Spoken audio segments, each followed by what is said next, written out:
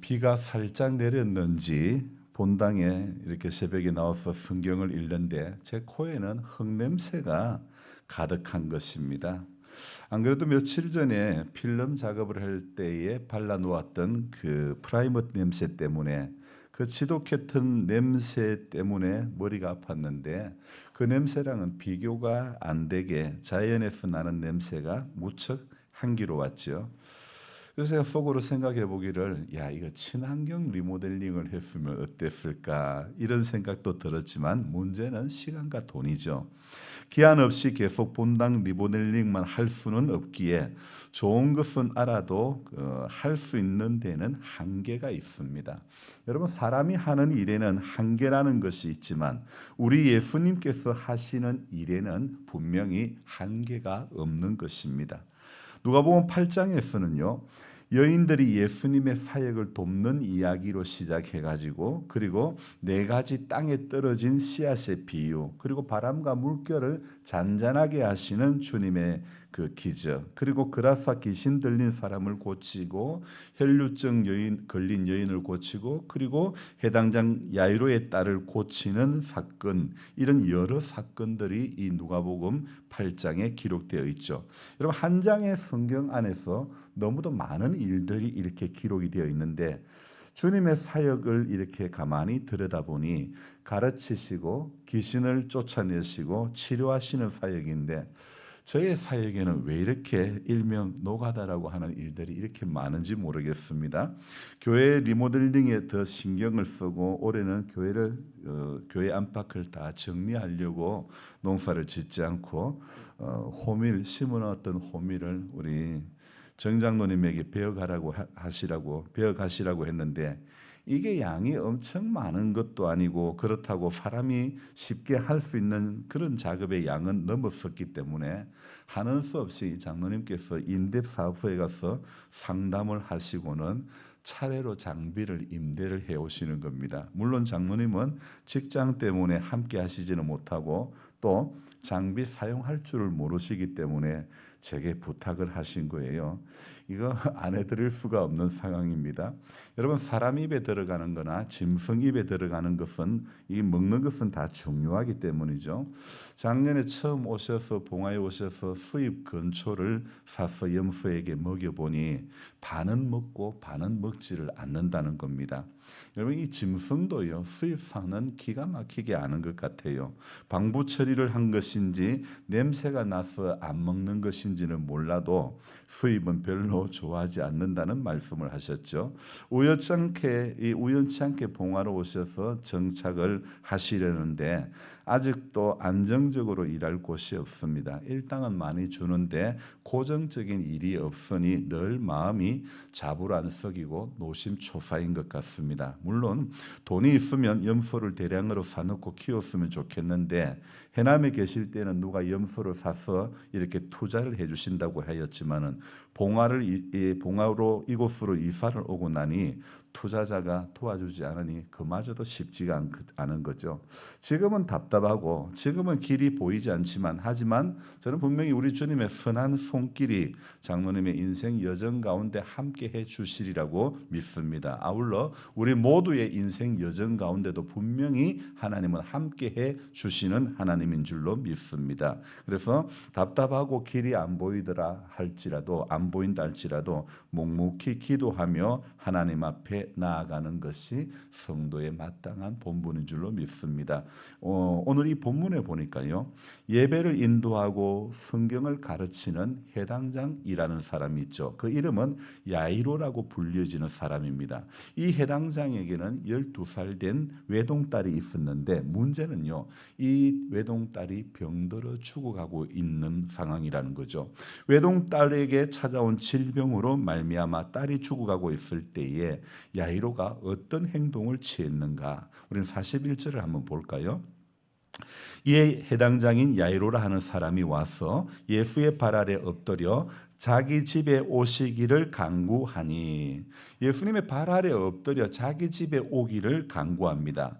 해당장이 야이로의 집으로 가는 길에는요, 이 부탁을 듣고 가는 길에는 많은 사람들이 몰려옵니다. 예수님 주변을 에워싸며 함께 걸어가는 그런 여정이 되어버렸죠. 무리 속에는요, 그 많은 사람들이 함께하는 그 무리 속에는 어떤 여인이 있었냐면 12해를 혈루증을 안고 있는 여인도 함께 했습니다. 오늘 43절의 말씀을 보면 이에 12해를 혈루증으로 앓는 중에 아무에게도 고침을 받지 못하던 여자가, 이렇게 이야기를 하고 있죠. 이 혈루증 걸린 이야기는 마태나 누가보다도 마가복음에 보면 더 상세하게 기록이 되어 있는데요. 마가복음 5장 26절에는요. 자, 여러분은 오늘 43절을 지금 다시 한번 보시기 바랍니다. 제가 마가복음 5장 26절 말씀을 읽어드리겠습니다. 많은 의사에게 많은 괴로움을 받았고 가진 것도 다 허비하였으되 아무 효험도 없고 도리어 더 중하여졌던 차에, 이렇게 되어 있습니다. 그런 차에 예수의 소문을 듣고 무리 가운데 끼어 뒤로 와서 그의 옷에 손을 대니.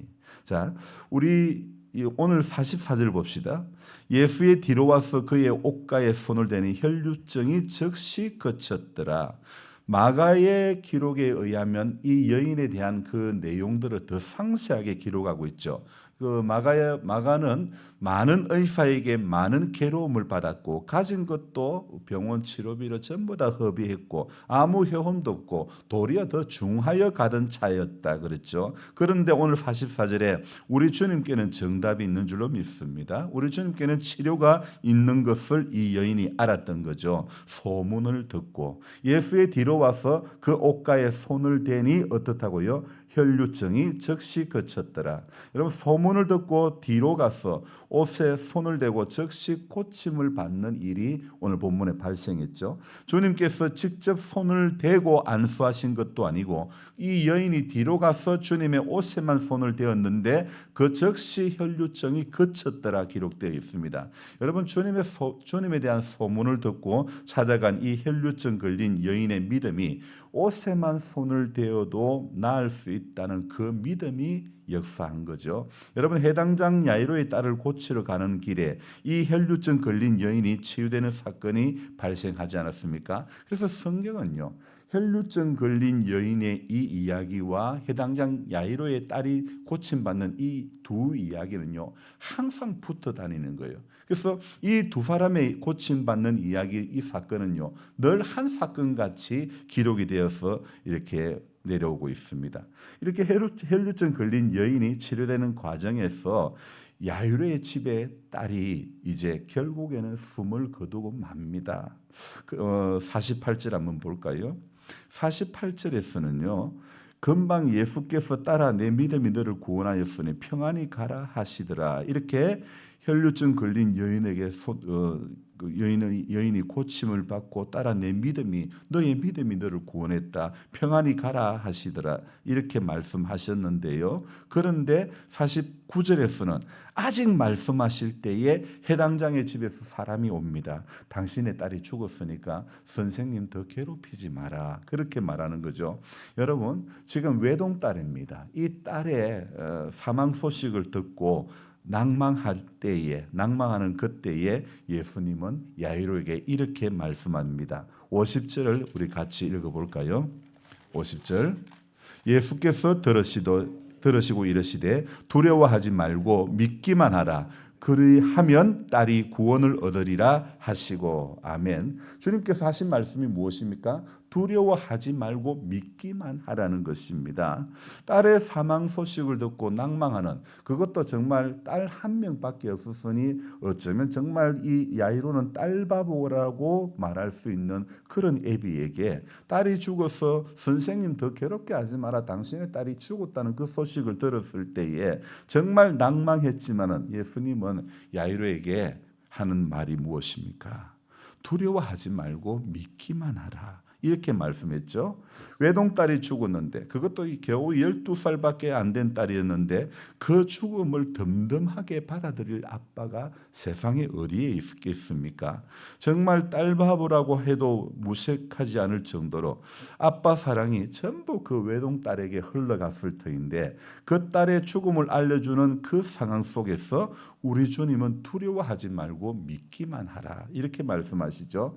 우리 예수님은 야이로의 집에 이르러 베드로와 안드레와 야고보를 데리고 딸의 시체가 놓여 있는 방으로 들어가시죠. 사람들이 울고 통곡할 때에 예수님께서는 하신 말씀이 울지 말라. 죽은 것이 아니라 잔다고 말씀하셨습니다. 그런데 사람들은 어떻습니까? 사람들의 반응은 그들은 죽은 줄을 알고 예수님의 하신 그 말씀에 비웃더라 이렇게 이야기를 하고 있습니다. 주님께서는 그들이 비웃음을 한 것도 잘 아셨죠. 사람들은 죽은 것을 알고 비웃었지만 예수님은 보란 듯이 아이의 손을 잡고 하시는 말씀, 아이야 일어나라.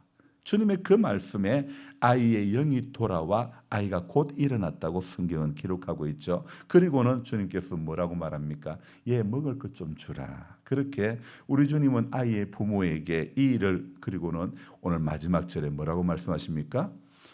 먹을 것을 주라 했을 때 그 부모가 놀라는지라 예수께서 경고하사 이 일을 아무에게도 말하지 말라 이렇게 주님이 말씀하셨죠. 여러분 왜 주님께서 이 해당장 야이로의 딸을 이제 죽었던 그 아이에게 손을 잡고 아이야 일어나라 했을 때 정말 아이가 그 영이 돌아와서 이렇게 일어났을 때에 얘 먹을 걸 좀 주라. 그리고는 그 부모에게 하셨던 그 말씀 아무에게도 이 일을 말하지 말라. 왜 이 놀라운 일을 아무에게도 말하지 말라고 하셨을까요? 자, 이것은요 한마디로 기적만 바라는 신앙을 자제하기 위해서 이렇게 말씀하신 거죠. 여러분 병 고침을 받고 죽었다가 살아난다고 해도 여러분 우리에게 정말 필요한 것은 무엇이냐면 예수님과의 인격적인 만남, 인격적인 교제가 없으면 그런 어떤 인격적인 만남과 교제가 없는 그런 체험은요 언제든지 왜곡이 되고 변질될 가능성이 있다는 것을 우리는 알아야 되는 것입니다. 왜곡을 넘어서 변질되는 겁니다. 인격적인 만남이 있다 하더라도 교만하면요 넘어지는 것은 한순간입니다. 참 그 최근 수년간에요 아주 유명한 아주 정말 그 부흥되고 사람 모이고 대단했던 한 분이 있었습니다.